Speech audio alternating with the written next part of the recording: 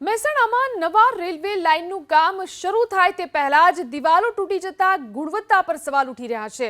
બહુચરાજીથી પાટણના રણુજને જોડતી નવી બ્રોડગેજ રેલવે લાઇન નાખવાની કામગીરી ચાલી રહી છે।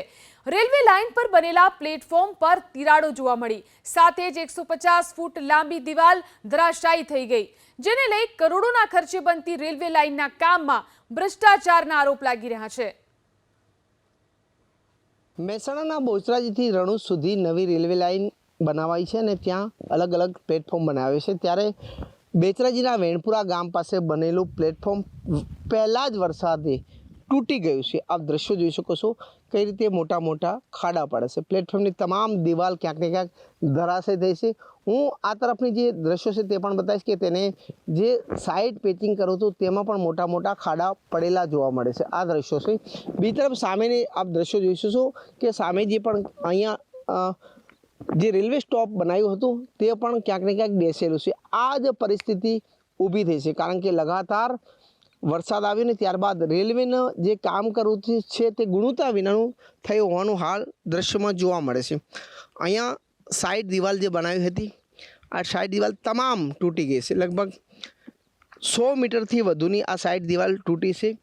જે રીતે હું બતાવીશ કે કઈ રીતે આ સાઈડ દિવાલ તમામ તૂટી છે। આ દ્રશ્યો છે, કરોડો રૂપિયાના ખર્ચ કરીને રેલવે વિભાગ દ્વારા આ રીતે રેલવે પ્લેટફોર્મ બનાવ્યું હતું। ક્યાંક આ તમામ રેલવે પ્લેટફોર્મ પહેલાં જ વરસાદ તૂટી ગયું છે। હજુ તો આ રેલવે લાઇન શરૂ નથી થઈ, ત્યાં આ પરિસ્થિતિ ઊભી થઈ છે। આપ સમજી શકો છો કે આ કામ કયા પ્રકારનું થયું હશે, કારણ કે જે રીતે આ તમામ જે રેલવેની પ્લેટફોર્મ છે તે તૂટ્યું છે।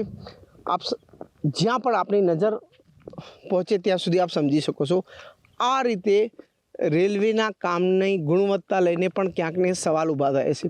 હજુ આ રેલવે લાઇન શરૂ નથી થઈ, કારણ કે જે આ બ્રોડગેજ રેલવે લાઇન બની છે બહુચરાજીથી રણુજ ગામ સુધીની, પરંતુ જે રીતે આ પરિસ્થિતિ ઊભી થઈ છે તેને લઈને તેના કામના ગુણવત્તા ઉપર પણ સવાલ ઉઠે છે, કારણ કે હજુ તો લાઇન શરૂ નથી થઈ, ત્યાં જ રેલવેનું પ્લેટફોર્મ તૂટતા ક્યાંક ને ક્યાંક રેલવે વિભાગની કામગીરી ને લઈને પણ સવાલો ઊભા થયા છે। હારૂન નાગોરી, ABP અસ્મિતા, મહેસાણા।